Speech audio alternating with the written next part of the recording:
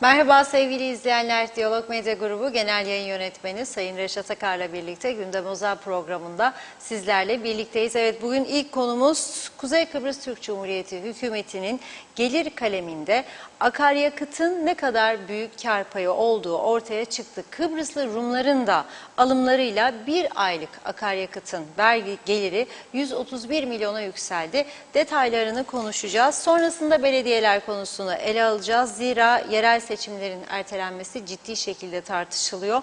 UBP Genel Sekreteri Oğuzhan Hasipoğlu'nun mahkeme kararı ile ilgili CTP'yi suçlaması da Genel Başkan Tufan Erürman tarafından tepki gördü. Bundan sonrasında ne olacak? Anayasa Mahkemesi kararını emekli kıdemli yargıç Hasan Özmener de yorumladı. Konuşacağız. Bu durumda belediye başkanlarının görev ve yetkisi de tartışılır halde tabii. Diğer taraftan Gazi Mausa belediye çalışanları eylem yaptı. Kentte ciddi çöp sorunu var. Vatandaş da sıkıntılı, tepkili. Elektrikte ise nihayet akaryakıt alımı ile ilgili ihale yarın gerçekleşeceği açıklandı. Yine detaylarını sizlerle paylaşacağız. Son olarak da son günlerde sık sık dile getirmiştik. Hatırlayacaksınız okullarda maske konusunu. Maske kullanımı ile ilgili de yine önemli bir gelişme var. Geri adım atılması için görüşmeler başlayacak. Her zaman olduğu gibi hepsi ve daha fazlasıyla sizlerle birlikteyiz. Evet Reşat Bey, merhaba. Merhabalar Funda Hanım. Herkese hayırlı günler dileyerek başlayalım. Evet, bugün oldukça yoğun bir gündemimiz var yine. Küçücük Kıbrısçık'ta görürsünüz gündem oldukça yoğun. Çünkü plan yok, program yok, ciddiyet yok. Darmadağın bir şeyin içerisinde giderseniz sonuç böyle olur. Nereye benzer bu? Aracın deposunda benzin yok. Siz yola çıkarsınız, Allah yardımcı olur. Yok, depoda benzin yoksa Allah nasıl yardımcı olacaksa? Zembiliyle benzin gönderecekler, dökeceksin, gideceksin. Olmaz. Allah sana akıl verdi, kullanasın diye. Sen aklı sadece mastikalarda kullanırsan olmaz yani. Yani işi olmayan işe girmesin insanlar diyorum ben artık. Yani siyaset bir ayrı sanattır, ayrı bir kültürdür, ayrı bir beceri dalıdır. Yapabileceksen bir şey, ondan bundan ne koparırım yahut da sağa sola gösteriş yaparım diye girmeyin bu siyasete artık. Yeter, yapamıyorsunuz, girmeyin. Halkı da alıştırdınız. Halk şimdi ciddi adam istemez. Ben kokular alıyorum. Bazı insanlar ciddi görüşler ortaya konmasından rahatsızlık duyar. Olmaz. İnsanları fena alıştırdık. Bunun dönüşü yok gibi bir duruma geldik. Yani normal bir demokratik düzende bunları düzeltmek artık mümkün değildir. Hiç heveslenmeyelim. Mümkün değil. Dediğim gibi ya yeni bir anayasa ve anayasadan sonra tüm yasaların sil baştan değiştirilmesi ve ciddi bir yönetim yapısının ortaya çıkması, ya başkanlık sistemi ya da parlamenter devam edecekse milletvekillerine bakanlık yolunun kapanacağı bir sistem gelecek. Çünkü şimdi bakıyorum, duyuyorum, 2 bakan değişecek söylentileri var. Ama ciddiymiş. Beni ikna etmeye çalışan çok insan oldu. Söyle bunlardır. Eminim de. Yok söyledim, söylemem ben öyle. Yoldan geçen biri bana bir şey söylediğinde ben bunu söylemem. Kesin bilgi olursa ancak söylerim dedim. Şimdi akaryakıt konusunda da sizlere devamlı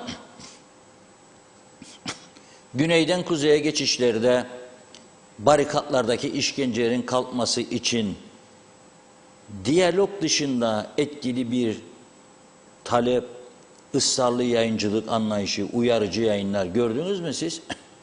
Görmediniz. Onun için ben bu konuda yani mütevazi davranıyoruz her konuda ama artık bazı şeyleri daha keskin söylemek durumundayız diye düşünüyorum. Söylediğinizde yaptığınızda ne oldu? Oldu işte, söyledikçe başka tedbirler alınıyor. Mesela son dakika getirdiğimizde ekrana Metehan'la yine izdiham diye 10 dakika içinde kapılar rahatlıyor. Neden? Çünkü istirahatte olan, dinlemede olan adamı Diyorlar hadi ya bak gene işte diyalog uyarı vermeye başladı. Geçin düzeliyor. Rumlar bizi izliyor. Bakın bunu çok emin olarak söylüyorum.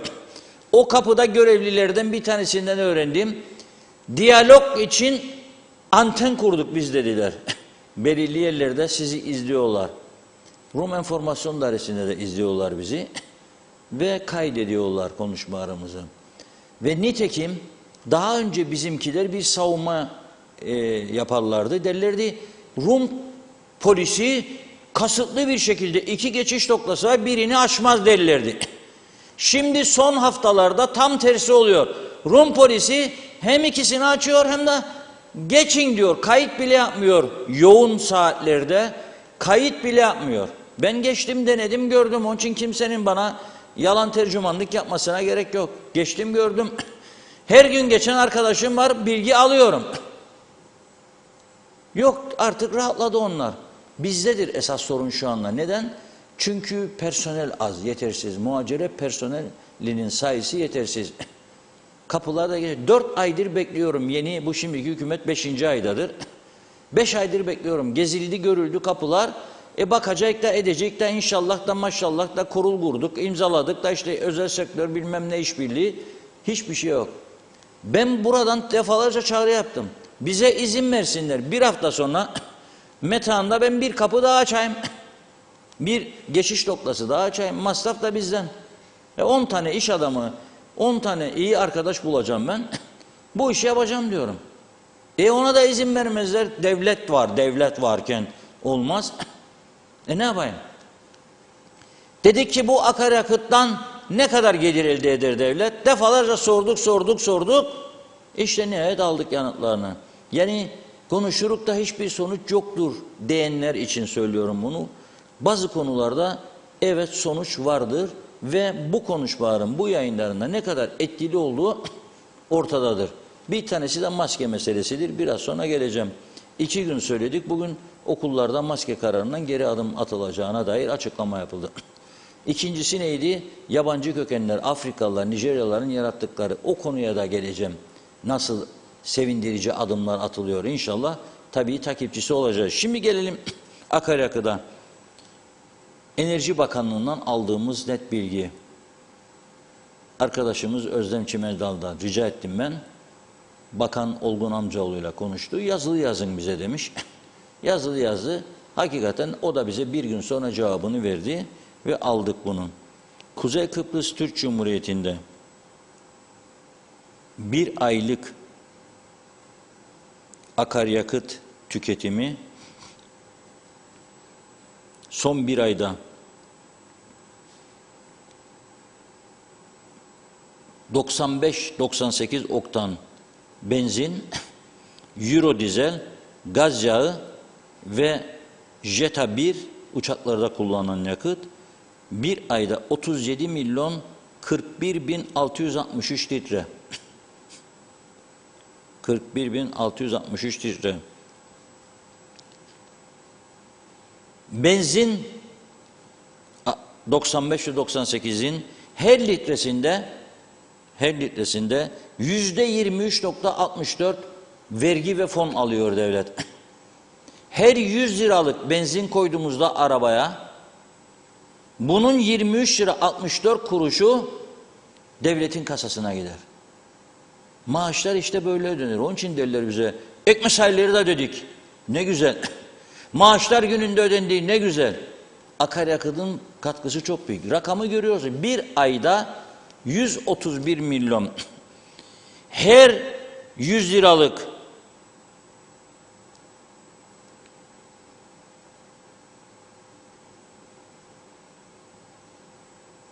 Euro dizelden ise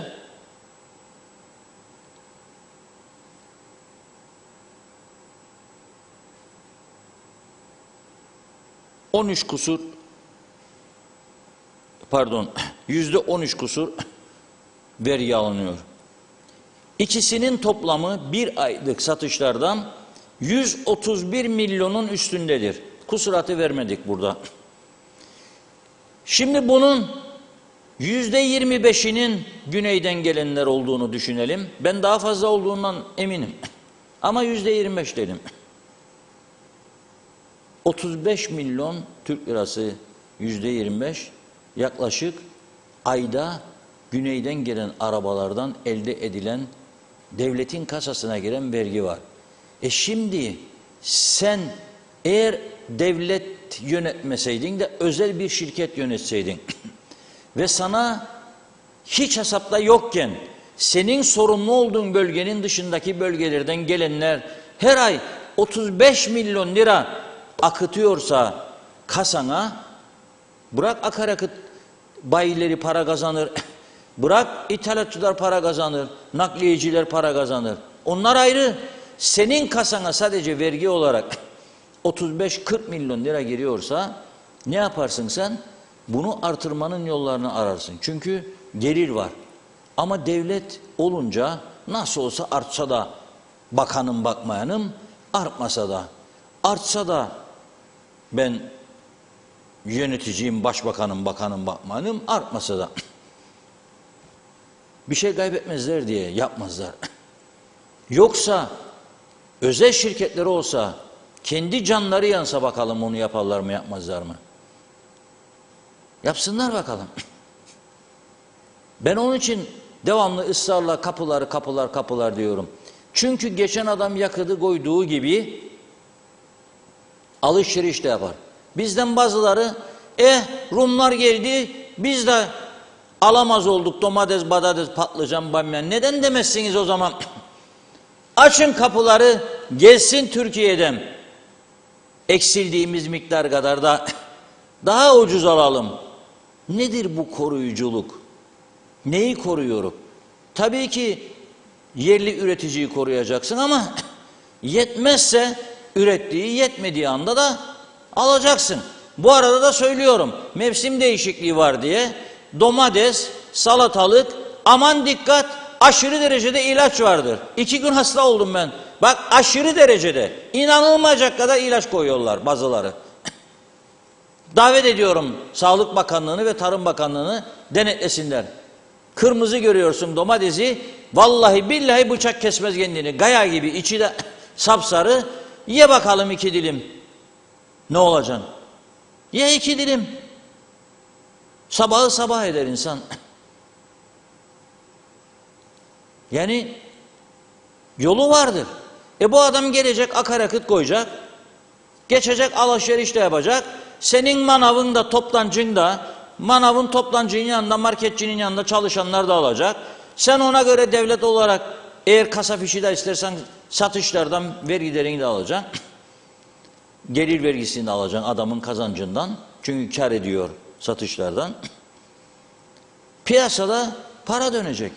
Ve sen bu tanınmamış halinle tanınmış taraftan o bir taraftan da karlı çıkacaksın. Bir süre sonra kelleyi kullanırsan. Ama kelleyi verdik fırına dediği becerikli, pişmedi kaldı yarına. Kelle pişmezse fırına verdiğin halde hiçbir şey yapamazsın. Kelle fırına girince pişecek ki yenebilecek duruma gelsin. Bizim kelleler pişmiyor bir türlü ya. Bizim kelleler devamlı zafer mafer falan filan zafer kazanacak. Kurultaylar, bakanlar gidecek gelecek, başbakanlar gidecek gelecek, hükümetler kurulacak. Bu arada birbirlerini üzecekler, birbirlerini hasta edecekler, yataklara düşürecekler, birbirlerinin onuruyla oynayacaklar. Acayip bir durum. Eksik olsun. Vallahi keşke bizi bir muhtar yönetse ya bir belediye başkanı. Hiç gerek yoktur. Cumhurbaşkanı, başbakan, bakanlar, meclis başkanı o onu kabul eder, bu bunu kabul eder. Yapacak iş yok. Bakıyorum ben mesela kabuller her gün. O makam sahipleri iş yok. Gelin size bir randevu verelim, görüşelim, kabul edeyim sizi. 15-20 kişi koşturur. Sayın Bakanım, Sayın Başiş Başkanım, Sayın bilmem Cumhurbaşkanım, Aklılar bilmem ne grubunun yöneticileri geldi. Hadi fotoğraflar çekilir. Bu faaliyet. Ya gidin Metehan kapısına derim size, gidin Derinye'ye, gidin Lokmacı'ya, para akar bu tarafa memleketinizi seviyorsanız. Yalan dolandır işleri. Ne memleket sevgisi var ne bir şey var. Cebi doldurmanın dışında, hava atmanın dışında hiçbir şey yoktur. Hiç kimse gücenmesin. Ben görüyorum işte olanları bitenleri.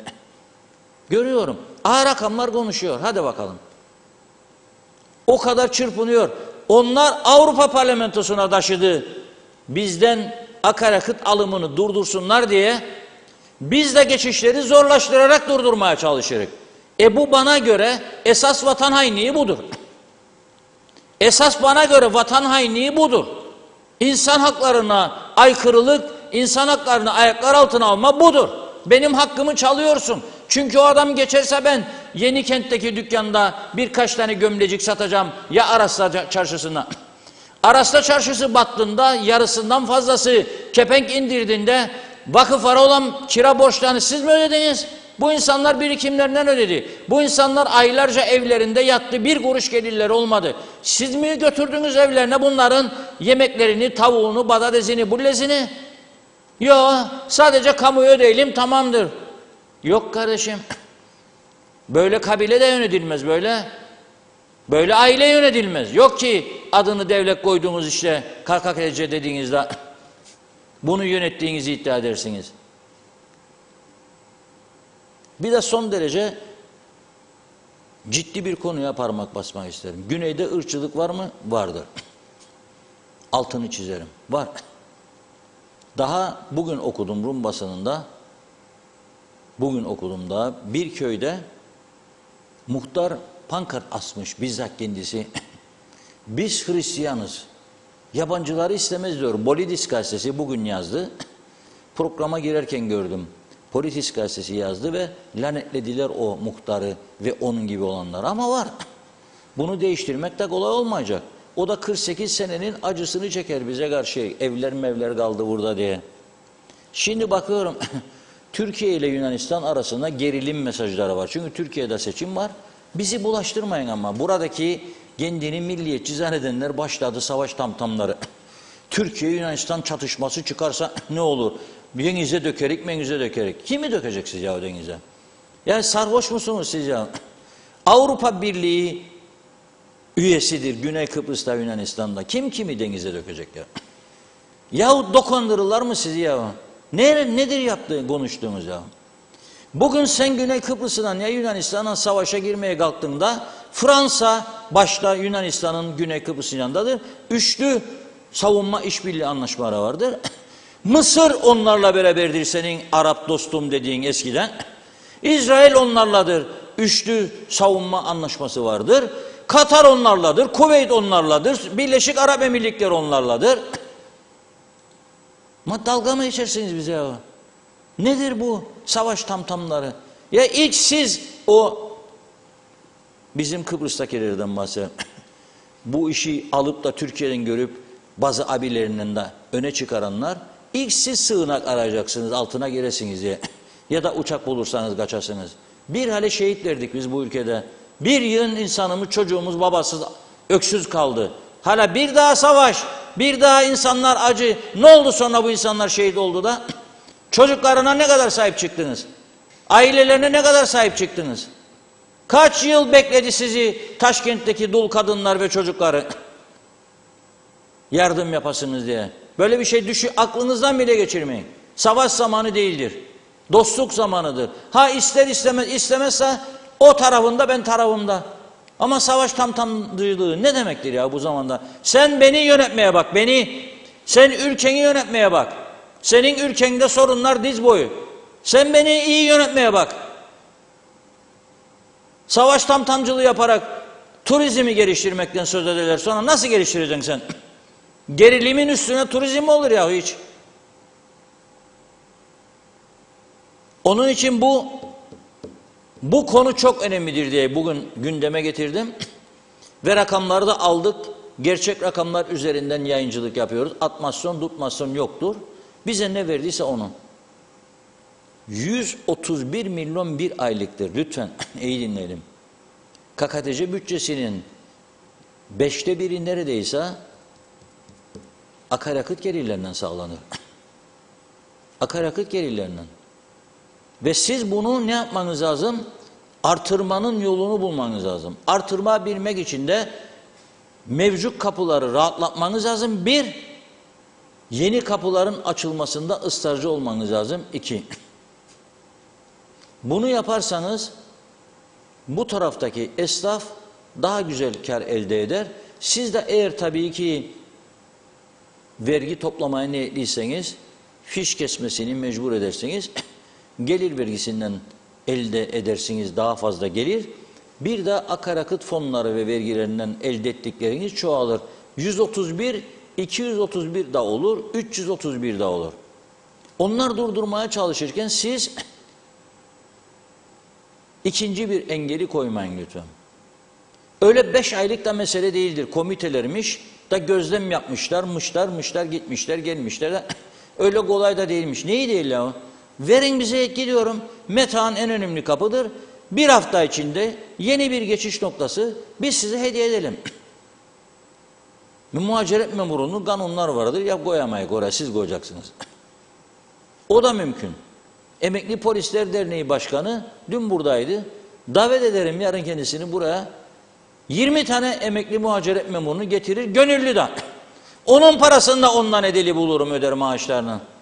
Niyet lazım arkadaş niyet. Sizde niyet yok. Doldurdunuz belediyeleri bak şimdi maaş ödeyemiyorlar. Doldurdunuz devlet dairelerini onun bunun rızkını keserek oralarda istihdamları ödüyorsunuz. Şimdi herkes devlet memuru olmak ister.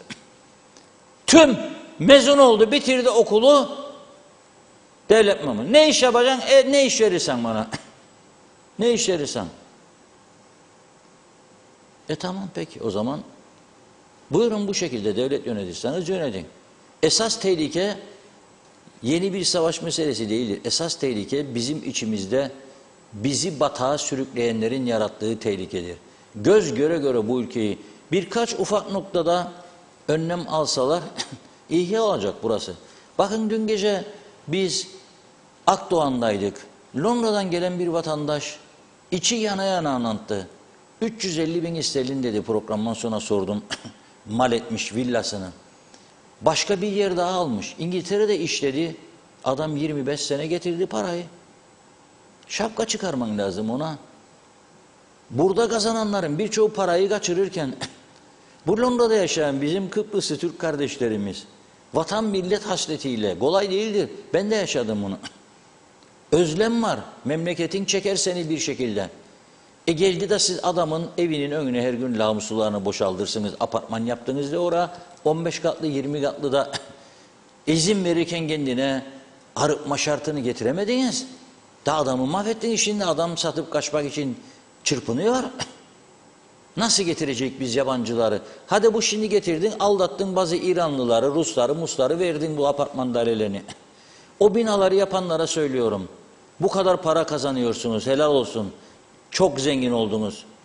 Ama adam gibi iş yapın ya. Adınızı dün akşam adam dedi vereyim mi dedi vermeyin dedim. Ama bundan sonra eğer düzeltilmezse bu yerlerdeki bu rezil durumlar isimleriyle söylemelerini rica edeceğim ben bizzat. Ha utanırlar, utanmazlar onların bileceği iş. İsimleriyle. O belediye başkanlarını da şu izin verdi ve denetlemezler ve bıraktı böyle rezaletlere. Onları da yerden göğe kadar vursunlar gitsinler kendilerine. Öyle onu bunu memnun etmekle olmaz bu işler arkadaşlar. Memnun olsun, yapsın işini ama adam gibi yapsın. Güneyde yapıldığında apartmanlar onların lağım suları komşuların önüne mi akıtılır ya? Denize mi verilir? Arıtma tesisi kurdurulur, mecbursun. Siz niye ısrar etmesiniz buna? Verdiydik de ettiydik de yapacaktık da yasa öyleydi de böyleydi. Hep yalan dolan işiniz. Yasa mı isterim ben ya tedbir almak için insanlık meselesidir bu. Senin çevre yasaların yok mudur?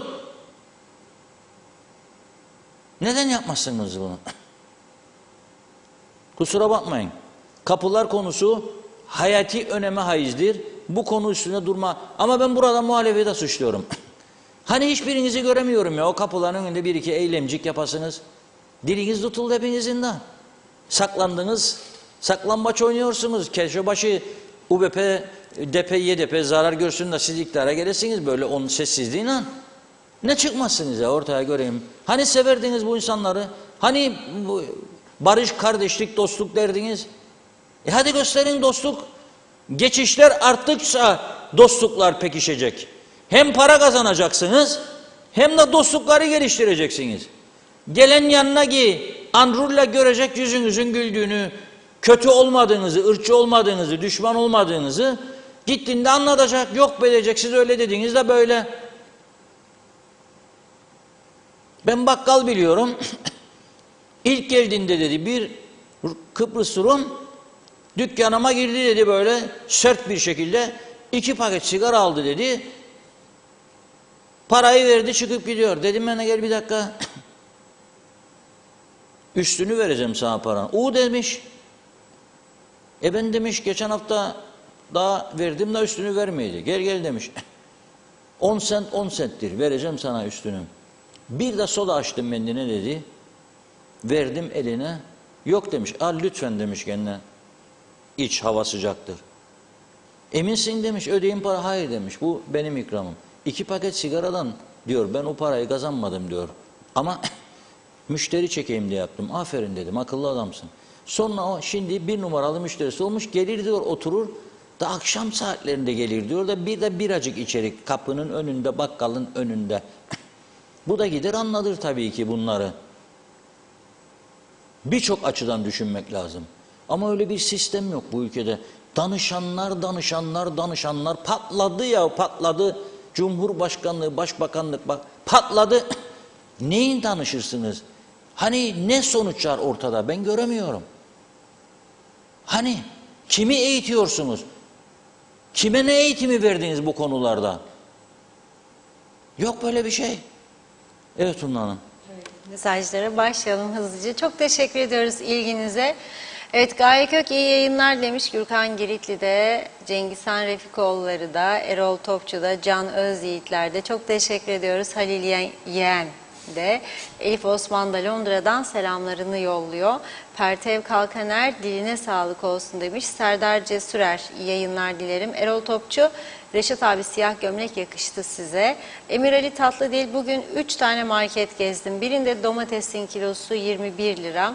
Diğerinde 24, öteki 29.50. Sivri biber 9,5, diğerinde 16. Ötekinde 20 lira. Bir aydır kola yoktu. Dün zam geldi. Bugün siparişler kasa kasa geldi. Kim o fiyat artışlarının denetleyecek olan bakanımız demiş. Ahmet Aktuğ da iyi yayınlar diliyor. Nilüfer Canova diyalog çok büyük katkı yapıyor memlekete. Aziz Mehmet Ejder iyi akşamlar kolay gelsin dedi. Gürdal Selengüçlü de Kuzey'in babası da iyi yayınlar diliyor bize. Evet Halide Oğlak, Reşat Bey Beyarmudu kapısında da aynı sorun var. Nazime Nalbant iyi ki Diyalog TV'miz var sizleri zevkle dinliyorum demiş. Bazen yazamasam da İnanın çok üzülüyorum diyor. Tekrarını mutlaka izliyorum. Memleketimize çok katkıda bulunuyorsunuz. Çok teşekkür ederiz. İnşallah bu zorlu günlerimiz geçecektir. Neler neler geçmedi ki demiş. Sabırlı olun lütfen. Evet bakıyorum emojileri atlayalım. İzzet Kahraman da değmez diyor bunlara. Boşuna sinir oluyorsunuz. Evet Bülent Lider Mehmet Küçük. Bugün önemli devlet memurlarımız kış mesaisine girdi. Ancak havamız günlük güneşlik yazdan kalma. 30-35 dünya artık demokraside ve medeniyette çok ilerlemiştir. Bizim mevcut kanunlarımız ve yasalarımız yetersizdir diyor. Yeni bir anayasa ve yeni kanunlar yapılmalı ve uygulanmalı. Yoksa iş işten geçtikten sonra ağlayanlar ve sızlayanlar çok fazla olacaktır şu halk içinde demiş. İzzet Kahraman İnşallah çözerim mesajınızı. Neden Rumlar yanlış anlıyor? Peki bizdeki milliyetçiler aynı değil mi? Evet, şimdi iki tarafta istemiyor. Oldu herhalde. Necdet Mavi Gözlü, Kuzey Kıbrıs Birleşik Afrika Pakistan Cumhuriyeti'nden hayırlı yayınlar diledi. Bugün Lokmacı Barikatı'ndan güneye geçtik. Domates fiyatları 70 sentle 1 euro arası değişiyor. Yani yaklaşık 22 lira 15 lira arası. Ve domatesleri seçmekte zorlanıyorsunuz demiş. Çünkü içinde, çünkü diyor hepsi güzel. Bizim marketlerde 30 liradan aşağı domates yok. Bizde de seçmeye zorlanırsınız diyor. Çünkü içinde iyi domates bulmak zor demiş. Buradan güneye geçenler diyorum gidin domatesinizi, patatesinizi güneyden alın. Bu arada patates fiyatı 70 centmiş o da. Mehmet Uluçaylı da kolay gelsin dedi. Evet, Mehmet Uluçaylı bu inşaat şirketlerinin bu kadar hızlı bir şekilde zenginleşmeleri ve bu denli hızlı büyümeleri niye araştırmıyorlar demiş. Arif Mustafa Cüce de iyi yayınlar yazdı. Bakıyorum. Evet, Mehmet Uluçaylı. Niye siyah giydiniz diyor, sebebi var mı? Sebebi yok. Necdet Mavi Gözlü, buradan kaç kez İngiltere'den buraya gelmek isteyenleri devamlı uyardım. Bakın, buraya gelmeyi, buraya yerleşmeyi, Kıbrıs'ın üzerinde uçakla bile geçmeyiniz diyorum. Onun için buraya gelip ev alan, iş yeri kuran şimdi şikayet etmesin. Biz diyor, biz buradan göç etmeyi düşünüyoruz. Tekrar uyarıyorum, sakın bu Kuzey Kıbrıs'a gelmeyin. İçi bizi yakıyor, dışı sizi yakıyor. Uçakla bile Kuzey Kıbrıs'ın üzerinden geçecek olursa pilotu engelleyiniz demiş, geçmesin. İsmet Esenyel, insanlarımıza manipülatif bilgi vererek gelen yolcu sayısını gelen turist gibi göstermeye çalışan bir zihniyet var. Size hak veriyorum Reşat Bey demiş. Yeni mezun ettiğimiz çocuklarımız hepsi memur olmak istiyor dedi İsmet Bey. Bakıyorum, kontrol edeyim mesajlarda. Çünkü dünkü problem bugün de biraz devam ediyor gibi. İnternetimizde maalesef biraz sıkıntı var gözüküyor. Emir Evet, Ali zannediyorum. Tamam, ilk okudum Emir Ali Bey'i.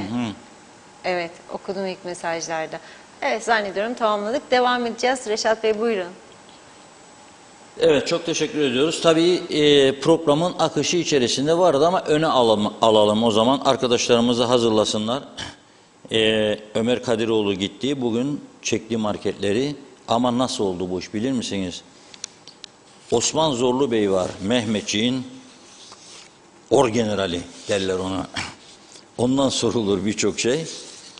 Osman Zorlu Bey tedavi amaçlı zaman zaman Ankara'ya gidiyor, geliyor eşiyle birlikte. Tabii meraklıdır da gezer bakar eder. Bugün bir paylaşım yaptı, gördüm ben de sosyal medyada. Ankara Ulus Halk Çarşısı diyor.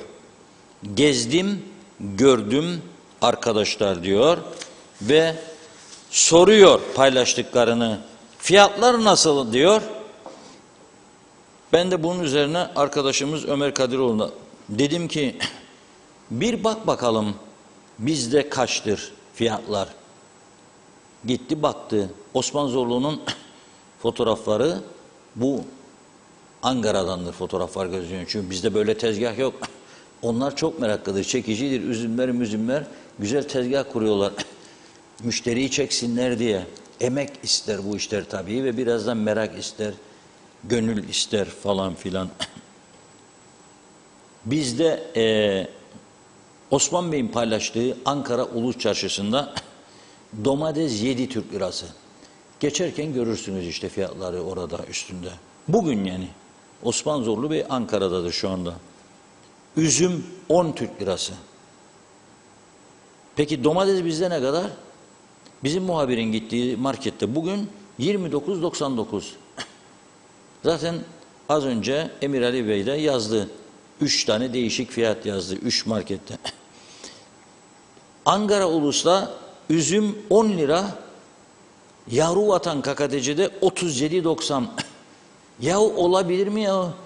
4 kilo orada alıyorsun, 1 kilo burada alıyorsun. Olabilir mi bu kadar fark? Fasulye, taze fasulye 20 orada, 40 burada, 39.99. Şeftali 12 TL orada, 24.99, 25 bizde. İncir 12 bizde, 39 onda. Daha sıralamaya gerek yok. Et fiyatlarında gördüm orada, 89 lira. Çarşıda dana eti, kuzu gol diyor, kuzu gol 85 lira. Yani tamam anladık yani bizde asgari ücret Türkiye'nin üzerindedir ama yok da bu kadar fiyat farkı. Bu işlerde bir yanlışlık var. Bunu programın sonuna almayı düşünmüştüm ama çok fazla soru geldiği için, bu konuda çok fazla mesaj geldiği için öne alma ihtiyacı hissettim. Şimdi derler ki fiyatlar denetleme ile düzelmez. Yani polis mi kocan başına topuz vursun, domatesi düşür ya bilmem ne.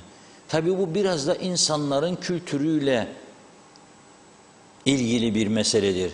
Yani sen, geçen gün Seracar dedi ki bizden dedi 7 liraya alırlar dedi Sera'dan domatesi. Nasıl olur ya 7 liraya alınan domates 5-6 kilometre ileride bir süpermarkete gittiğinde 30 lira olur ya. 4 katı. Yani Tabii bunu söylediğimde ne diyecekler bilir misiniz? Yakıt fiyatlarını bilmezsiniz galiba. Mazot bu kadar arttı, benzin bu kadar arttı. Doğru. Doğru mu? Doğru. Nakliyecinin maaş nereden nereye geldi? Asgari de versen 6.060'dan 8.600 oldu. Sigortası arttı, ihtiyaç sandığı arttı. Ver babam ver. Devlet sifonuna çekiyor paraları. İşin olsa da ödeyeceksin, olmasa da ödeyeceksin. Bunları tabii etkileyici faktörlerdir ama bu kadar da olmaması lazım. 7 liradan 29.90 olmaması lazım. Bizim muhabir arkadaşa dedim ki keseyim sana pileti dedim. Koyayım seni daş ucu gemisine. Al yanına dedim bir de arkadaş git. Doldur kasaları gemiye getir en azından bizim buradaki arkadaşlar birer haftalık, ikişer haftalık yiyeceklerimizi getir bize dedim. Gezi parası da çıkar, gemi parası da çıkar. Üstünün kâr da edersin dedim. Haklısın dedi. Yapabiliriz bunu yani yakında. Fena olmaz. Biraz hareketlilik lazım. Şimdi dün akşam Akdoğan köyünde belediye başkanını da sordum. Siz kendinizi yetkili hisseder misiniz? Muhtarlar vardı, onlara sordum. Vallahi dedi muhtarlar, bize kaymakamlar dedi ki siz işinize devam edin ama korkarım diyor. Yazılı isteyin dedim. Yazılı isteyin. Size yetki verdiğine dair. Çünkü bu önemli bir mesele.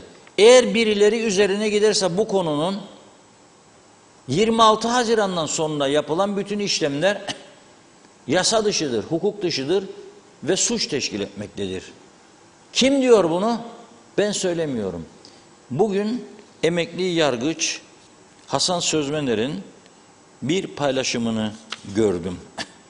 Gene bir hukukçu arkadaş paylaştı bunu. Onu okumak isterim sizlere. Diyor ki, Anayasa Mahkemesi'nin bu konudaki kararı hakkında bana diyor çok sorular soruldu. Kararın tam metnini okumadan cevaplandıramayacağımı söyledim diyor. Ama diyor bugün yani aldım diyor ve okudum. Anayasa Mahkemesi diyor yerel seçimlerin en son 2018 yılı Haziran ayı içerisinde yapıldığını, 2022 yılı Haziran ayı sonuna kadar yeniden yapılması gerektiğini, bunun böyle olduğunun Anayasanın 119. maddesinden ve 5/76 sayılı seçim hakkı uygulaması yasasının 11. maddesinden görünmekte olduğunu, 7/2022 sayılı yasa ile seçim hakkı oylaması yasasının 11. maddesinde değişiklik yapıldığını, bu değişiklikle 2022 yılı Haziran ayında yapılması gereken yerel seçimlerin 2022 yılı Kasım ayına ertelendiğini, bundan sonraki yerel seçimlerin ise 4 yılda bir Kasım ayında yapılmasının düzenmekte olduğunu, ancak Anayasanın 119. maddesinin meclise böyle bir değişiklikle ilgili yasa yapmaya yetki vermediğini belirterek değişiklik yasasının anayasanın 119. maddesine aykırı olduğuna karar verdi. Gelelim bana sorulmakta olan en önemli sorulardan birine diyor. Soru nedir? Mevcut seçilmişlerin yapmakta olduğu görevler yasal mı? Bu konuyu Anayasa Mahkemesi açık ve seçik bir şekilde cevaplandırmıştır. Değişiklik yasası mevcut seçilmişlerin görev sürelerini 2022 yılı Kasım ayında yapılacak seçimlere kadar uzatmaktaydı. Anayasa Mahkemesi meclisin yasa ile dahi olsa bunu yapmaya yetkisi olmadığını karara bağlamıştır. Aynı şekilde mevcut seçilmişlerin görev ve yetkilerinin 2022 yılı Haziran ayı sonunda son bulduğunu da karara bağlamıştır. Yani mevcut seçilmişlerin yaptıkları hukuki işlemlerin hepsi de geçersizdir. Açık ve net. Emekli kıdemli yargıç Hasan Sözmener'in mahkeme kararını alıp okuyup ondan sonra yaptığı değerlendirmedir. Buna rağmen bugün UBP'nin Genel Sekreteri Oğuzhan Hasipoğlu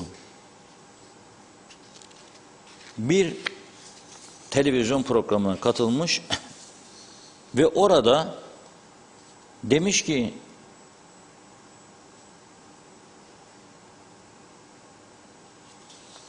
İşte bu CTP hem katıldı komisyon toplantılarına hem de kalktı bizi mahkemeye verdi ve bu işi kilitledi demiş. Tufan Bey buna çok bozuldu, CTP Genel Başkanı.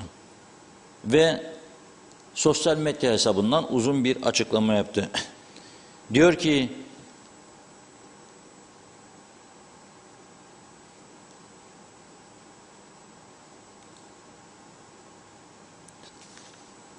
Sayın Hasipoğlu, yasa ile uzlaşı sağlanabilmesi için komite kurulduğunu ve yasayla ilgili muhalefetle ortak uzlaşıya varıldığını, uzlaşıya vardıktan sonra konu Anayasa Mahkemesi taşındı. Böylece anayasayı ihlal ettiler.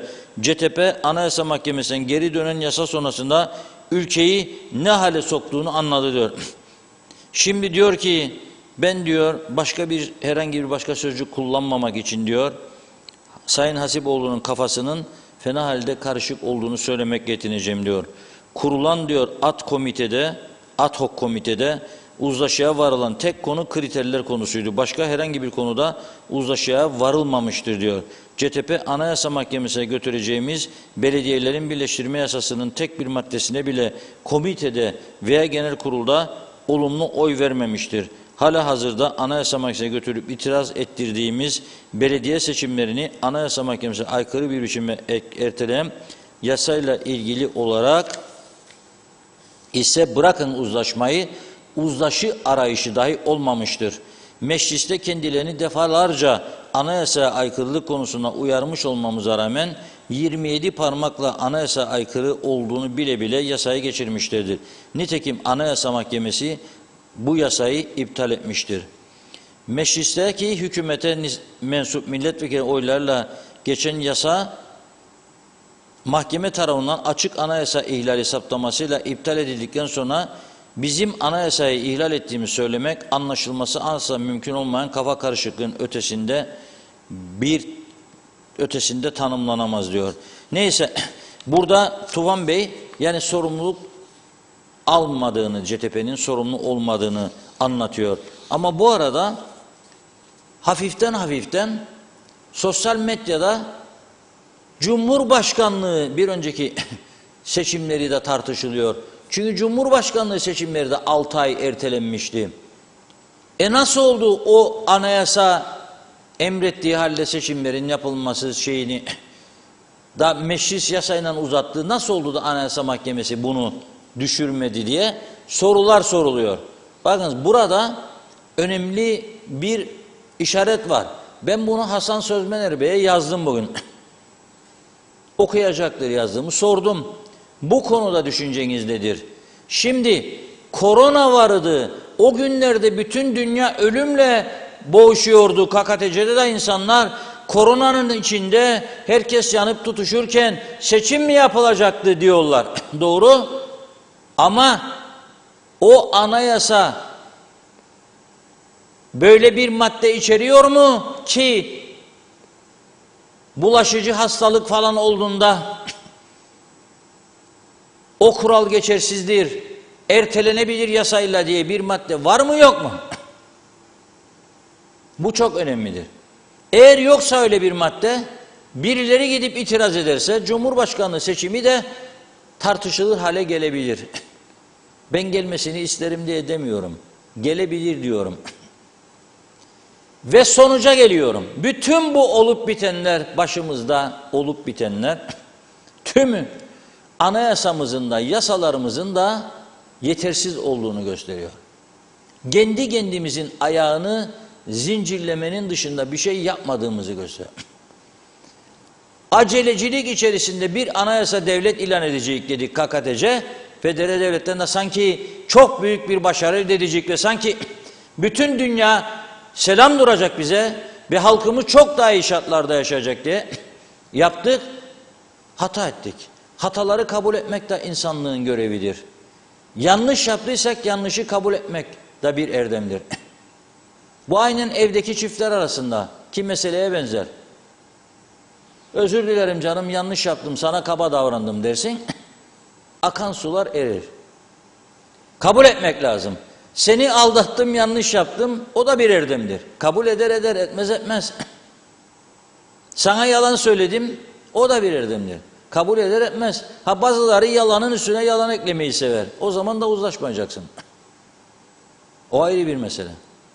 Ama uzlaşılabilecek noktalarda uzlaşıyı sağlamak lazım. Bu anayasa mevcut şartlar bizi bir yere götürmediğini görüyoruz yasalarında. Tam bir çıkmaz sokaktayız. Öyle bir durum var ki mesela belediye başkanı seçiyoruz değil mi? Her gelen belediye başkanının hakkı var mıdır? O kente farklı çiçekler, farklı ağaçlar eksin. Devamlı oynuyorlar. Güney'e geçiyorum. Neyseydi 25 sene, 30 sene önce Lefkoşa sokaklarındaki ağaçların türleri ve yeşillendirmeler aynı şekilde devam ediyor. Kaç tane belediye başkanı değişti onlarda? Neden her gelen değiştirmiyor?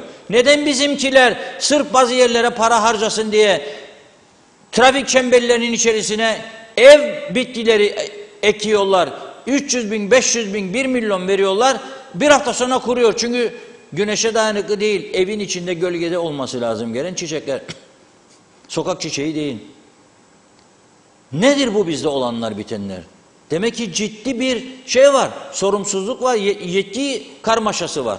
Nedir yetkisi? Yani belediye başkanı oldum diye benim 100 kişi gereken belediyeyi 500 kişiye çıkarmaya hakkım var mı ya? Bunun sonucu nedir? Bunun bir cezası yok mudur? Demek ki yoktur ki bugüne kadar bunları yapanların hiçbirisi ceza görmedi. Hiçbirisi yargılanmadı. O zaman ne yapmak lazım? Bunları düzeltmek lazım. Ya düzelecek ya bu şekilde sona doğru gidecek. Zaten son noktadayız. Son noktadayız.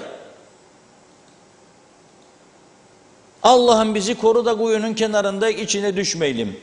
Da boğulmayalım. Hep düşecek, boğulacak. Son noktadayız. Düşüp boğulacak. Hala da doğruyu görüp geri adımlar atılmazsa bu işin sonu yoktur. Yani öyle anası maması öyle düşünmeyelim. Kendi kendimize kandırmaktan vazgeçelim. Ya bugüne kadar geldik gene bir çare bulacak. Ana vatan başımızda durdukça ana vatan da usandı bizden. Ben bunu sezinliyorum. Eskisi gibi mi? Eskiden ver parayı ana derdik. Biz burada istediğimiz gibi dağıtırdık ve eski bir Maliye Bakanı dediğine göre odasında Maliye Bakanı'nın 300'er bin sterlin havada rüşvetler uçardı. 4 tane firma göstermelik katılırdı. Biri alırdı, alan ötekilerine 300'er bin sterlin atarmış bakanın odasında. Bu kakadecedir işte. Var mı dünyada bunun benzeri? Öteki tarafta da meclis başkanı 76 bin euro ve bir milletvekili yargıdadır şu anda. Hangi tarafta demokrasi vardır? Hangi tarafta daha düzgün bir yönetim anlayışı vardır? Biz bunları ele alıp sil baştan düzeltmeden yani ne olacak? Hadi UBP Tumba, DP'yle Tumba gitti, CTP ne olacak? Elin mevcut yasa ve anayasayla ne kadar değiştirebilecek, ne kadar düzelebilecek? Sonra başlayacak onu eleştirme. Sonra o gidecek gene bunlar gelecek. Sonra gene bunları eleştirme. Ne kadar gidecek bu düzen böyle ya? Bu düzen değildir. Kabul etmemiz lazım. Çarpık bir düzen içinde götürmeye çalışıyoruz bu işleri. Ha bazıları bundan menfaat sağlar ayrı mesele. Ayrı mesele. Sen müdahalelerden yakınıyoruz bir daha. Doğru dürüst bir yönetim kur bakalım. Burada sana müdahale ederler mi? Kur bakalım doğru dürüst bir yönetim. Ana sağ olasın bu kadar zaman bana baktın kolladın. Bırak beni ben artık oltayı kullanmasını da öğrendim. Balık avlamayı da öğreneceğim. Sen avlayıp verme bana balığı. Ben yapacağım bunu. Ama yok. Yok böyle bir şey. Anayasa, yasalar düzeltilmesi lazım. Sil baştan. Ve söylüyorum, böyle bir düzensizlik devam edemez bu ülkede. Milletvekili olanların bakan olmak için yarıştığı, kavga ettiği, birbirinin kuyusunu kazdığı bir düzen olamaz. Milletvekili bakan olacak diye bir kural olamaz. Bakanlık yapabilecek yeteneğinin olduğu iddia edilemez. Bu kadar zaman böyle getirdiniz, böyle götürülemez bu iş ama. Ve ben bu konuda aslında Anayasa Mahkemesi'nin de halka bir açık yorum getirmesini beklerim. Cumhurbaşkanlığı seçimleri ne düşünülerek yapıldı da izin verildi, ses çıkarılmadı? Gerekli şekilde itiraz edilmediği için mi? Prosedürlere uygun itirazlar yapılmadığı için mi? Başka türlü düşünemem ben yani. Bu seçimler peki şimdi nasıl olacak? Belediye başkanlarının ve muhtarların yetkisi yok diyor. Üniversitelere öğrenciler geldi. İkametgah isterler. Muhtar ikametgah vermezse çocuğun okulda iş olmayacak kaydı. Verirse de suçlu sayılacak. Hadi bakalım. Onlar da şimdi gara gara düşünüyor. Belediye başkanlığı aynı şekilde. Ayın ortasını bulduk. Maaşlar nasıl ödenecek 12 gün, 13 gün sonra? Ha devlet ben öderim tamamdır yeter. Belediye çalışanları ailelerle birlikte 20-30 bin kişiden bahsederek burada. Ne olacak? Kaldı ki şu anda da ödeyemeyen var. Yani Anayasa Mahkemesi kararı öncesinde de ödeyemeyen var. Mesela bugün Mausa Belediyesi'nde eylem vardı. Çalışanlar 1,5 aydır maaşlarını alamamış. Ve Mausa'dan öyle çirkin görüntüler geliyor ki çöpler de toplanmıyor doğru dürüst. Müthiş bir pislik salgın var. Maraş'ı açıp Singapur yapmaktan söz eden arkadaşlar bunlara bakar mısınız siz ya? Bugün geldi Mausa'dan. Bugün geldi bunlar. Bu Gazi Mausa. Tarihi kentimiz. Namık Kemal'in zindanı da orada. Çelişkiye bakın lütfen. Burası Mausa ve bu halde biraz ilerisinde Salamis Antik Tiyatrosu var. Şimdi ben baktım bir milletvekilimiz de bugün sağ olsun Fazıl Say konseri varmış dün gece. Sanatseverler buluşmuş, Kıbrıs'ta Türk sanatseverler ve büyük bir sanat gecesi yaşamışık. Tarihi o Salamis Antik Tiyatrosu'nun o büyüleyici atmosferinde. Salamis Antik Tiyatro'ya Mausa'ya giderken ben bunların içinden geçerim. Ne sanatseverliği ya. Ve Antik Tiyatro'da dönerken bunların içinden geçerim.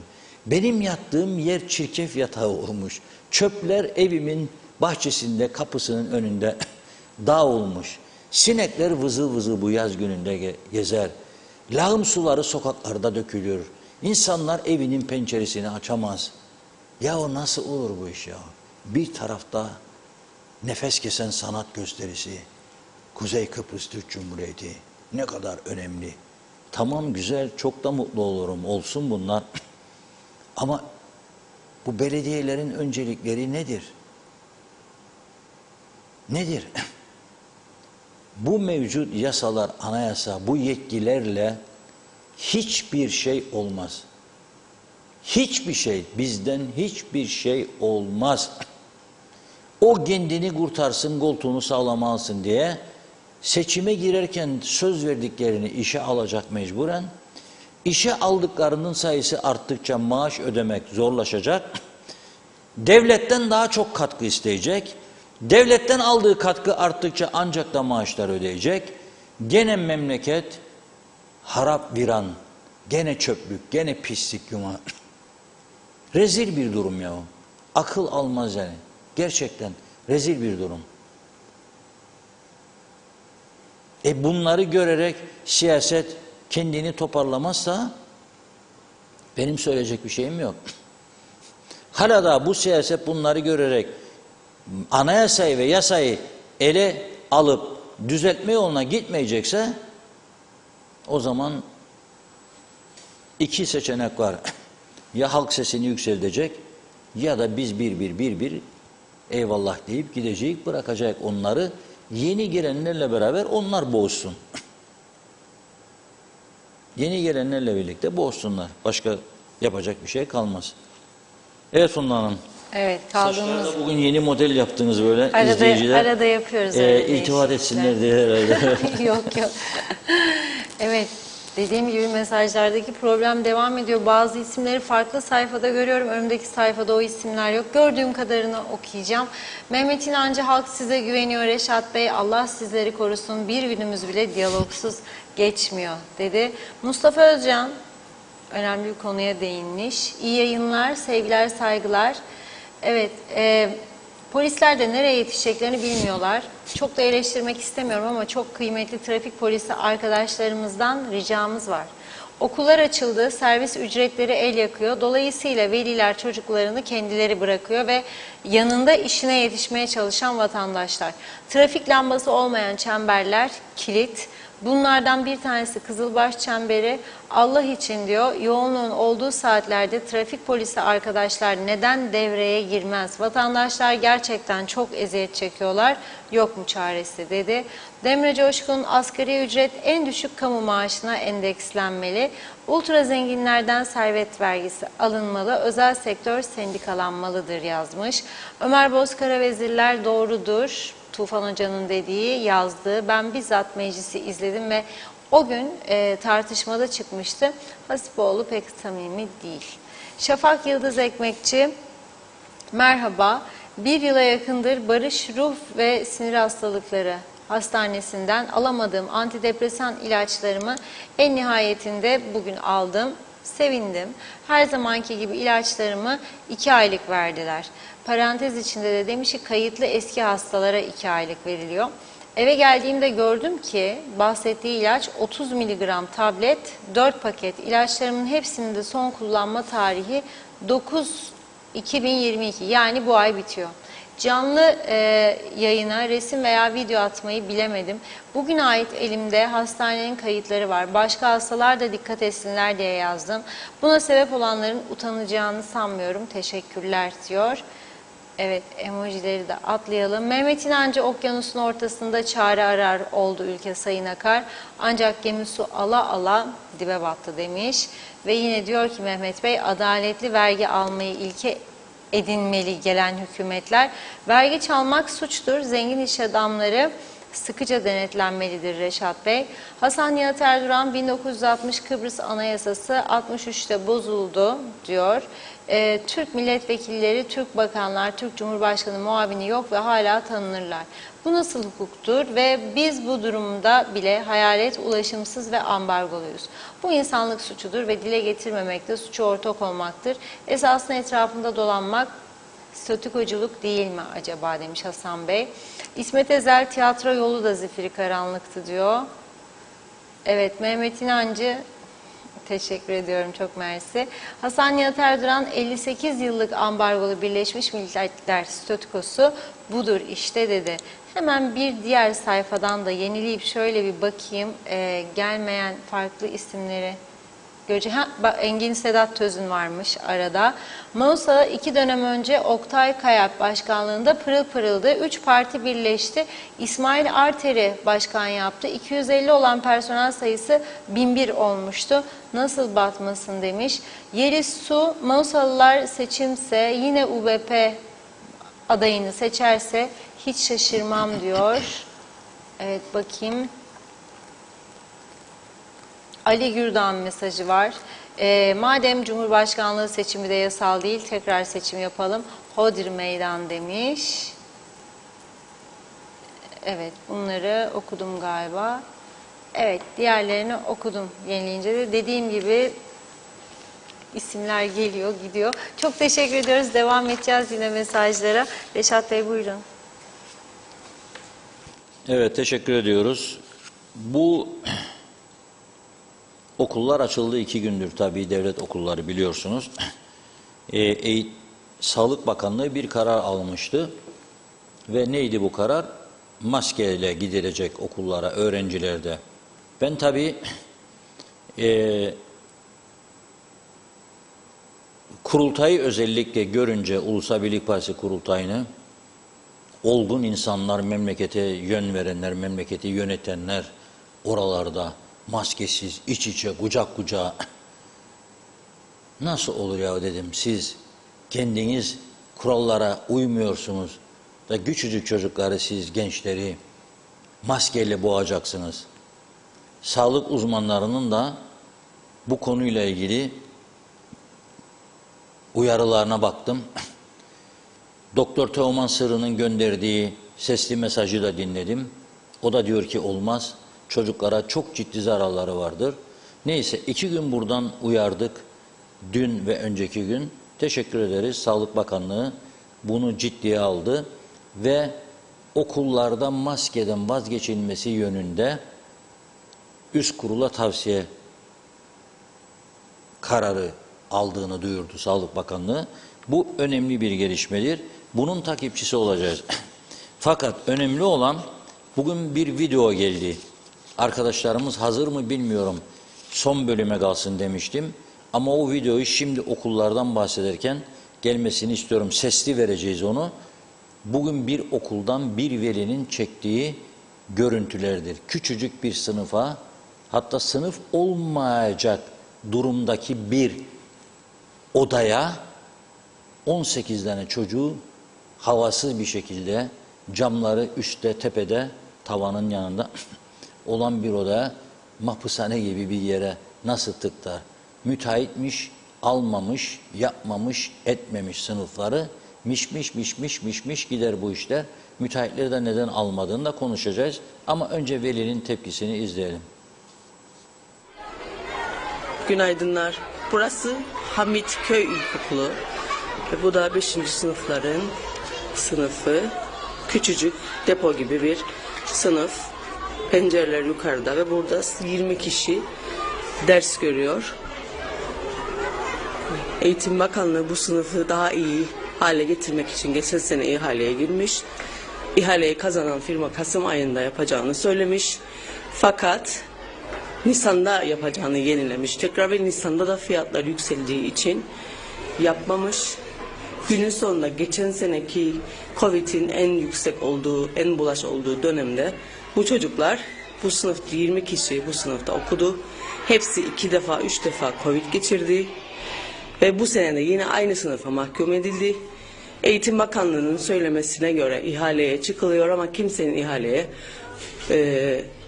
zarf atmadığını söylüyor. Fiyatların yüksek olduğunu ve Türk lirasından ihaleye çıkıldığından dolayı kimsenin zarf atmadığını söylüyor. Bu sınıfta günün sonunda bu sınıfta 18 tane öğrenci ders görmeye çalışıyor. Havasız, penceresiz. Pencereler yukarıda. Yani bu haksızlıktır.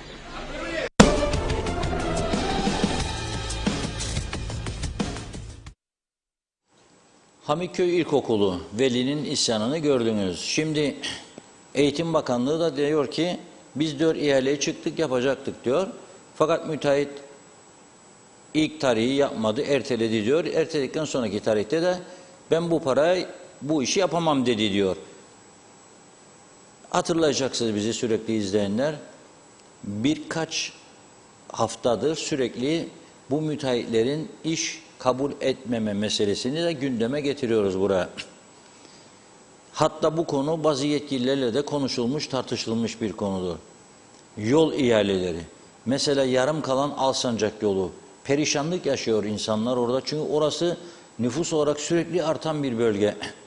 Ve çocukları okula götürüp getirirken veliler yarım saat, 45 dakika, bazen 1 saat, 8 kilometre için vakit harcıyorlar ve yakıt harcıyorlar. Milli servete de çok büyük zarar. İnsanların vaktiyle oynuyorlar, zamanlarını çalıyorlar, onları geriyorlar. Neden ikinci ihaleye kimse girmedi? Çünkü Türk parası üstünden ihaleye çıkıyorlar. Düşünün 6 aylık bir iş, 6 ay içinde Türk parasının ne kadar değer kaybedeceğini bilmiyorsun. Malzemelerin ne kadar artış göreceğini bilmiyorsun. Kar etmek için girdiğin bir işten zararla çıkıyorsun. Bir de maliye seni zamanında ödemiyor. Öyle müteahhitler var benim bildiğim 1,5-2 milyon Türk lirasını 3 yıldan beri alamıyorlar maliyeden, 3 yıldan beri birikmiş paralarını. Verecek. Bu hafta, gelen hafta imzadadır, bekliyordur, odur budur. Bir yığın martavan. Peki ya bu kadar zor mu bu ihale yasasını ya tüzüğünü değiştirmek? Bu kadar zor mu? Basit bir mesele. Madem ki bu ülke kilitlendi, madem ki çocukların bir sınıfını bile yapmak istemiyor müteahhitler, bu kadar zor mu yahu değiştirirsiniz bu yasayı siz? Niye değiştirmiyorsunuz? Anlaşılır gibi değil. İşte yollar yarım kaldı. Okullarda sınıflar yapılamıyor. Hiçbir işe girmiyor müteahhitler. Ondan sonra Türkiye'den gelirler yollarımızı yapmaya. Gelecek. Yarın gelsinler sınıfta yapsınlar. Siz davetiye çıkarıyorsunuz ya. Esas mesele bizim beyinlerimizdedir. Alıp da bir işi mesela 3-5 tane ana sorunu tak bir hafta içinde çözmek varken yıllarca oyalamak var. Bakalım, dur bakalım, ona soralım, buna soralım. Olmaz ya. Bu şekilde bir yere varamayız. Okulların bu durumundan bahsederken bugün önce eski muhtarımız Ömer Meraklı'nın kısa bir paylaşımını gördüm. Onu bunu bırakın diyor. Çocukları taşıyan okul otobüslerine bakınız diyor. Çok güzel. Arkadaşlara dedim ki bakınız. Bakıyorlar. Ama bu arada onlar sonuçlanıncaya kadar bir açıklama gördüm. Ciddi uyarılar var. Makine Mühendisleri Odası'ndan. Makine Mühendisleri Odası Başkanı Ayer Yarkıner yazılı bir açıklama yaptı. Bu son derece önemli. Diyor ki, Bayındırlık ve Ulaştırma Bakanlığı'na sesleniyorum. Okul otobüslerinin standartları hakkında biz diyor bakana bilgilendirme yaptık. Bakan Tolga Atakan, eski bakan ve Müsteşarı Kemal Bağlı'nın konuyla ilgili tüzük değişiklik önerilerini odadan talep ettiler. Bu önerilerin Trafik Dairesi Müdürlüğü'ne verildiğini söylüyor. Dörtlü koalisyon bozulduktan sonra 2 yılda sonuçlandırılan standartlaşma ve regülasyonların saman altına sürüldüğünü belirtiyor Yarkıner. Bugün Girne-Lefkoşa ana yolunda bir okul otobüsünün yandığını ve can kaybının olmamasının büyük bir şans eseri olduğunu söylüyor. Araçların kullanım maksadına göre KKTC hariç dünyanın her yerinde sahip olması gereken güvenlik standartlarının belirlendiğini belirten Yarkıner, otobüslerin de bu araç sınıflarından biri olduğunu söyledi ve 2017 yılında yaptıkları öneriler 2018-2020 yıllarında hazırladıkları güvenlik ve standartlarla ilgili kurallardan acil olarak alınması gereken tedbirleri bir kez daha sunma gereği duyuyoruz diyor. İlgili bakanlığın ihtiyaç duyması halinde teknik desteği kendisine vermeye hazır olduklarını söylüyor. Bu konuda çok ciddi bir konudur. Okul otobüsü yolda yanmış bugün. Çok şey olabilir. Yalnız şunu söyleyeyim. Bu otobüsleri kullananların büyük bir çoğunluğu da memnun değildir ha. Evet diyorlar 30 yaşındadır otobüs, 40 yaşındadır. Ama nedir ama yenileyemiyoruz. Neden? Yenisi çok para. Devlet bize yardımcı olmaz. Devlet yardımcı olmadığı için daha böyle döke saça kırıla döküle gidiyoruz. Gittiği kadar ama çocuk taşıyorsun, can taşıyorsun. Ailelerin canını taşıyorsun orada. Ailelerin canıdır çocuklar. Bu kadar basite almayalım. İşte ben bu mammacılara çok üzülüyorum ya.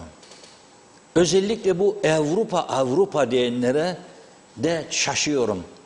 Bakıyorum böyle gözün için. Ne istersen Avrupa isterim.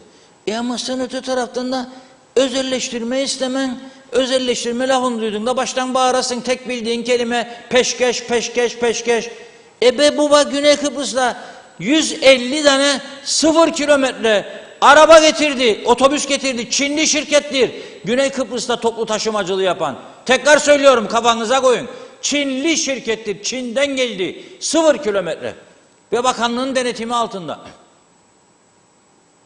Özelleştirildi. 0 kilometre Mercedesler geldi. 36'sı Mercedes, diğerleri başka bir marka. Ve bunlar denetlendiği standartları, her şeyi uçak gibi hareket ettiriliyor. Hareket edeceğinde otobüs kartı vardır, dolduruyor. Amiri de imzalıyor, mühürlüyor. Öyle çıkıyor yola. Kaç dakikada gideceğini, kaç dakikada döneceğini biliyorlar. Sürat yapamaz. Sınırın dışına çıkamaz. Şoförün sağlık kontrolü yapılır devamlı. Böyle kendi kendimizi aldatmayalım ya. Adam uykusuz, bilmem ne. Türkiye'de neler olur görüyoruz. Direksiyon başında uyur, 60 kişi ölür, 50 kişi ölür. Ne yapalım? O duruma mı sokuyorsunuz Kıbrıs'a? Soktunuz zaten, sağ olasınız. Problem nedir bilir misiniz? Bir taraf bizi milli duygularla oyalamaya çalışıyor ki tabii sahtedir çoğu. Bir tarafta bizi Avrupa deyip ama öte taraftan da Avrupa kurallarını dışlayarak kendi Kıbrıslıca kafasına göre bir düzen yaratmaya çalıştığı için herkes memleket bu hale gelmiştir. Oturacaksın sen 50 yaşında kahve köşesinde da tartışacaksın sen benim durumumu, emekli çıkmışsın alın 25-30 şans eseri çıktın yahut da 60 yaşındasın başka yapacak işin yok. Sabahtan kahvaltını yapan hadi den hanıma kahveye gidiyorum. Sonra oturacaksın yapıcı önerilerde bulunanları eleştireceksin. Ya onun özel hayatıyla ilgili vakit geçireceksin. Da sen bu memleketin iyi bir evladı olacaksın, iyi bir vatandaşı olacaksın. Bu olacak bir şey değildir. Herkesin zevkine göre, kafasına göre bir dünya düzeni yoktur. Olamaz da zaten. Ama alıştırdıkları için ezici bir çoğunluğumuzu menfaate çıkara bundan kurtulamayız söylüyorum. Ya güneyden ya kuzeyden bir topuz gelmediği sürece kurtulamayız. Açık ve net söylüyorum. Yalan dolan parmağımın arkasına, kulağımın arkasına saklanmayı sevmem. Yalan dolanla bugüne kadar geldik. Bütün hayatımız yalan ya, yalan. Yalan. Hep bir ammayla başlarız giderik. Kraliyetten bahsettiler bize İngiltere. Amma bilir mi maaşı? Bak ama sen. Sana düştü kralın maaşını tartışmak. Bak ama. Önündeki merteği gör bakalım. Kapının önünde dışkılar gider be onu gör. Onunla ilgili yorum yap. Git belediyenin kapısına dayan. Ya geleceksin ya geleceksin de bakayım göreyim seni. Ne demezsiniz? Ya o barışçılara tekrar söylerim. Hadi ya bir göreyim sizi meta'nın önünde ya bir Ermud'unda. Hadi bir Hotri meydan gidin bakalım. Gösterin kendinizi biraz ses verin. Çağırın Güney Kıbrıs'taki yoldaşlarınızı da gelsinler. Yoktur bir şey ama hareket yok. Sadece laftadır.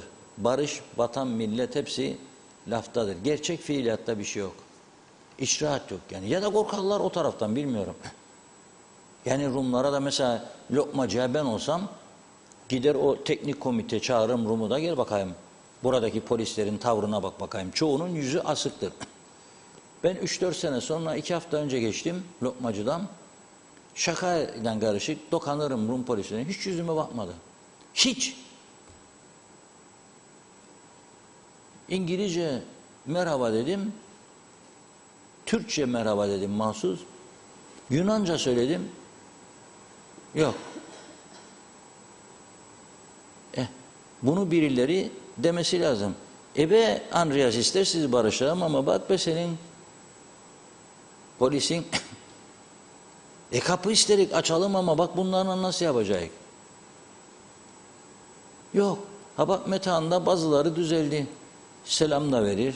Teşekkür edersen o da sana teşekkür eder ama bir kısmı yarı yarıya belki. Tamam tepkilidir. Ne yapalım? Biz de duralım. 131 milyon vergi alıyoruz. Ayda akaryakıttan. 35-40 milyonu onlardan gelir.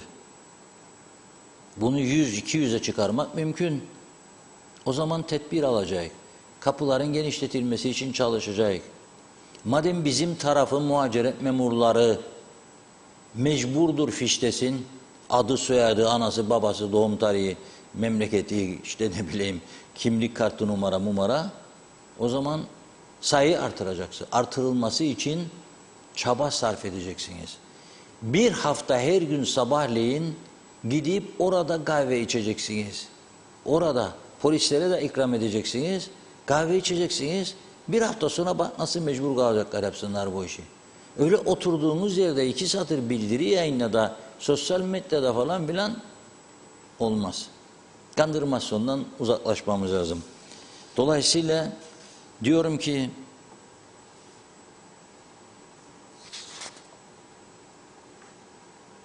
çok önemli bir konu kaldı. O konuda da uyarılarımızın karşılık görmesi son derece bizi mutlu etti.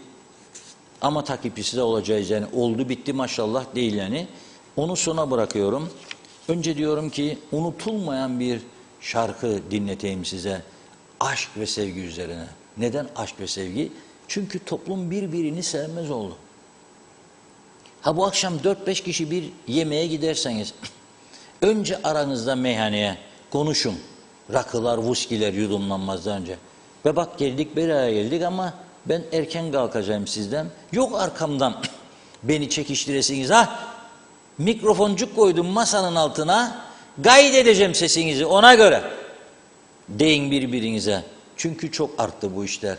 Yiyip içen adamla beraber yanından ayrıldığında vay bilmem PYD'ye başlarlar.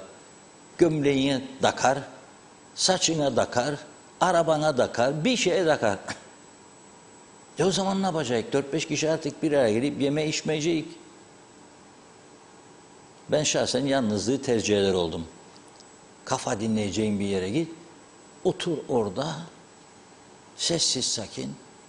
Sonra git yat uyu. Gelsin şarkımız.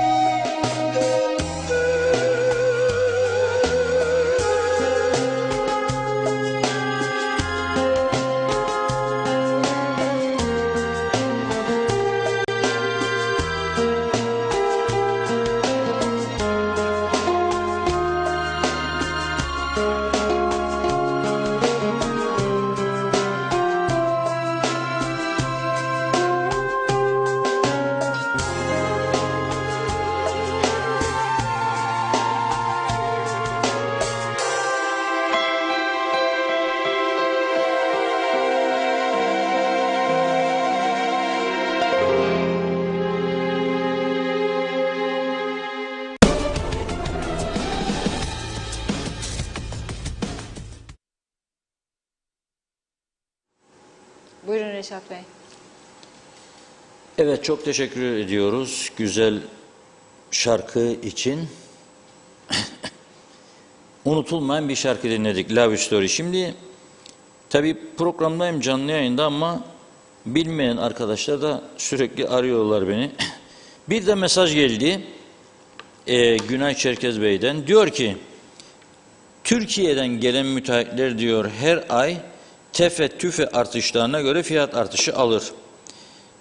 Bize ise diyor Kıbrıs'ta ihale Türk lirası cinsinden ve iş bitene kadar da hiçbir artış ödeme yapılmaz diyor. Ancak harcamalar, malzeme, akaryakıt, işçilik, tüm harcamalar her gün artar ve ihale rakamının üstüne eklenmez bunlar diyor. Müteahhit diyor bu şartlarda ihale alırsa dibine kadar batar diyor. Dibine kadar. O yüzden müteahhitler bu ihalelere girmiyorlar diyor. Durum bu noktada. Şimdi programın son konusuna geçiyoruz. Nedir son konusu? En çok konuştuğumuz konulardan biri yabancılar, özellikle Afrika kökenlerin yarattığı rahatsızlıklar, işledikleri suçlar. Bu konuda tedbir lazım. Tedbir. Geçtiğimiz günlerde bahsetmiştim.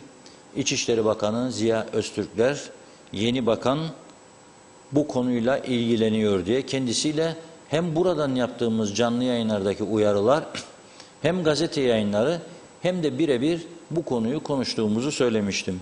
Bugün bir açıklama yaptı Ziya Bey, genişletilmiş güvenlik toplantısını gerçekleştirdiğini duyurdu açıklamasında. Genişletilmiş güvenlik toplantısı.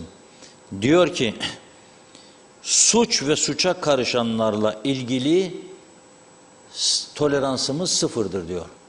Suç ve suça karışanlarla ilgili tolerans sıfırdır ve bu anlayışta çalışıyoruz.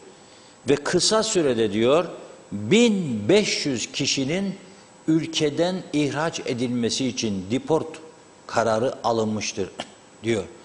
Bunların tümü deport edildi mi bilmiyorum. Çünkü karar alınır fakat maliye der ki para yoktur, uçak şirketine vereyim veya gemi şirketine de gitsinler diyor. O zaman da uygulama zaman alıyor. Bunun için tedbir üretmek lazım. Nedir tedbir? Girenlerden uçak biletini en üst düzeyde, en yüksek rakamlarla kapsayacak şekilde alacaksın teminatını. O fonun içinde duracak o para, deport edeceğinde de o fondaki paradan onun parasıyla kendisini göndereceksin. Bunun başka türlü bir çıkar yolu yoktur. Bunu yapmak zorundadır KKTC hükümeti. Yani bu sadece İçişleri Bakanı'nın sorunu değildir. Tüm ülkenin sorunudur. Bakınız, siz suça meyilli insanları, suç işleyenleri bu ülkede ne kadar fazla tutarsanız o kadar çok masraf edersiniz zaten. Yani uçağa, gemiye para bulamadım dersiniz bana, ama bu defa bunları polis karakolunda beslersiniz. Cezaevine gönderirseniz orada beslersiniz. Hasta olursa doktoru var, ilacı vardır, ona para harcarsınız. Çok daha fazla zararınız olur. Onun için geldi, baktın gördün uyuşturucu kullanıyor veya satıyor. Koy gemiye gönder, pasaportunu da çiz gönder. Ülkeye girerken de çok ciddi tedbirler almak zorundasınız. Öyle her geldim de elimde kağıtla giriyorum okula, yok. Alacaksınız peşin garantisini. 2000 dolarsa dönüş ortalama masrafı, 2000 dolar o parayı verecek. İhraç fonunda kullanacaksınız onu, tutacaksınız o parayı. Ve gerektiğinde göndereceksiniz. Bunun başka çaresi yok. Ben bu atılan adımları olumlu olarak görüyorum.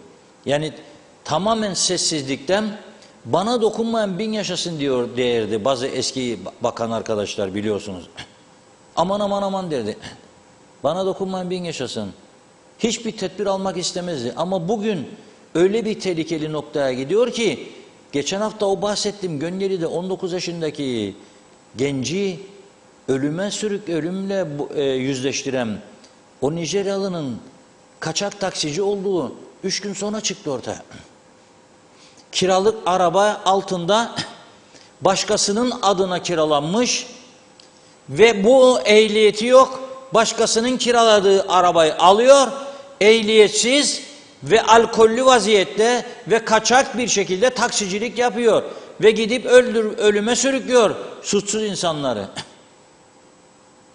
Bunlar olmaya başladı, bu örgütlenmeler. Ama sizi zamanında uyardılar en üst düzeyde. 2 yıl dedi sana, ben Nijerya'da büyük elçilik yaptım dedi Kambay Bey. Dere Kambay Bey. Neler anlattı?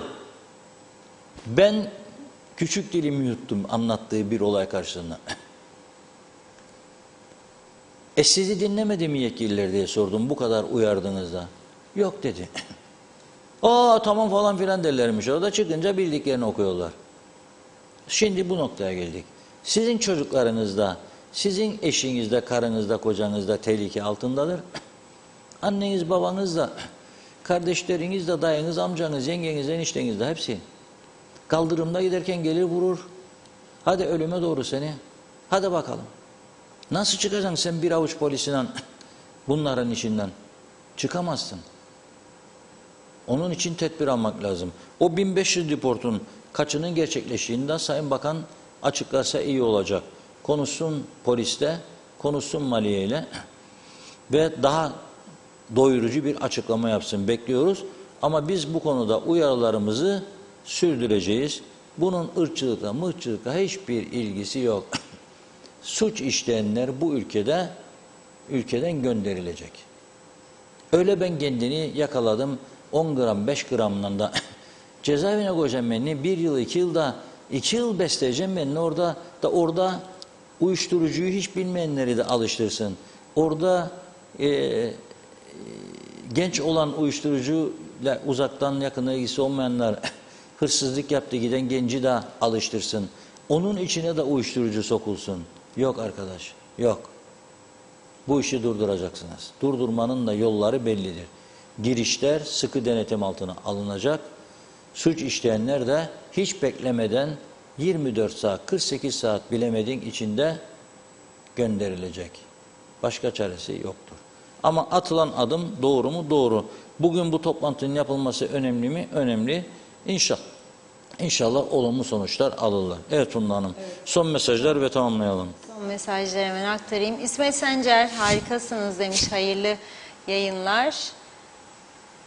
Karşılıklı konuşma var. Hasan Nihat Erduran Müteahhitler Birliği ihalelere yasak koydu.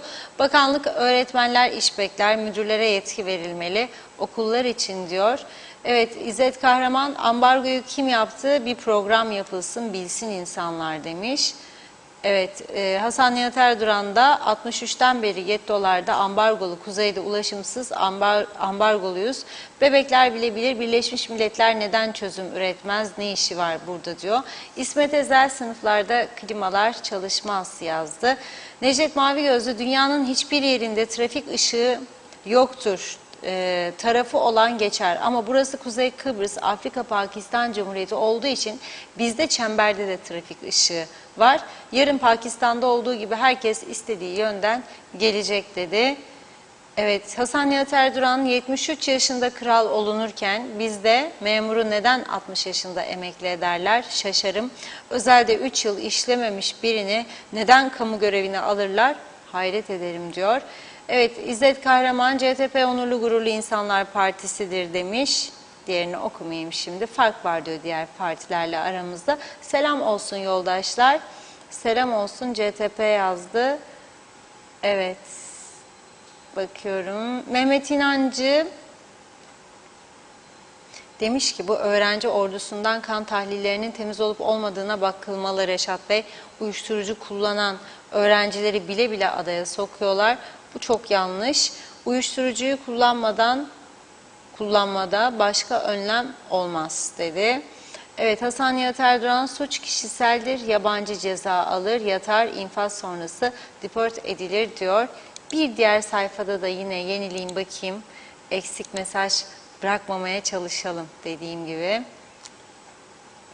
Evet, Ahmet Tekman Diyor ki Reşat Bey sene 365 hafta 7 gün diyor 5 gün televizyondan yazılarınızdan durmadan yılmadan söylüyorsunuz diyor.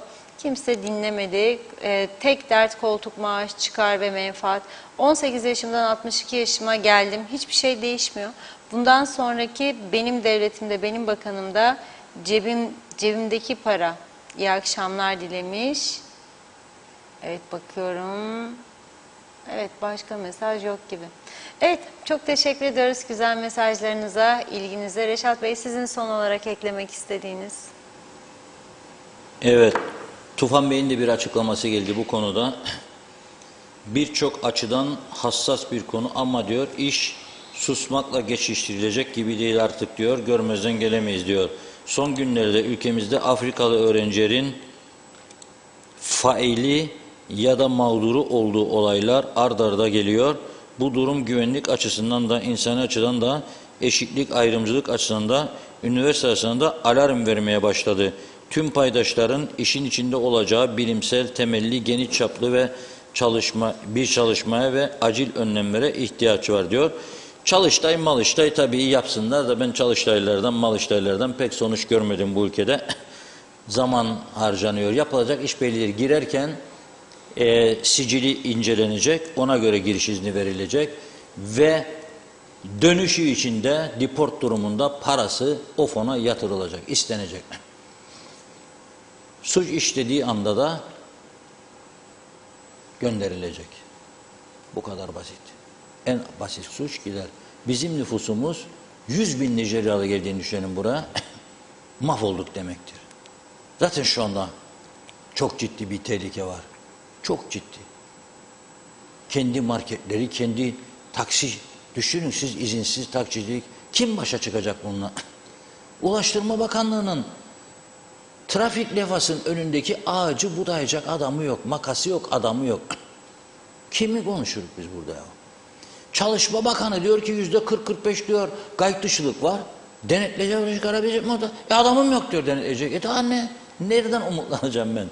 Bakamadık. Kontrolümüz dışında bir durum var. Kontrolümüzün dışında yoktur kontrol edecek bir nokta. Evet bugünlük bu kadar. İzleyen herkese çok teşekkür ederim. Bir no comment vardı galiba bir çevre yolu falan filan açıldıydı. Sayın Erdoğan da katıldıydı. O görüntüleri getirelim öyle kapatalım.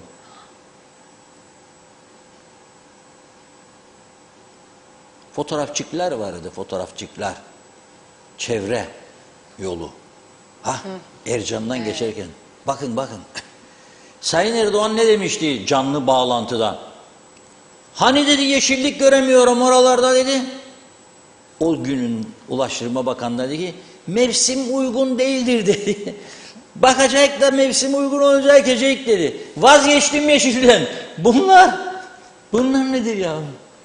Nedir bunlar ya? Nereden bahsederik burada ya?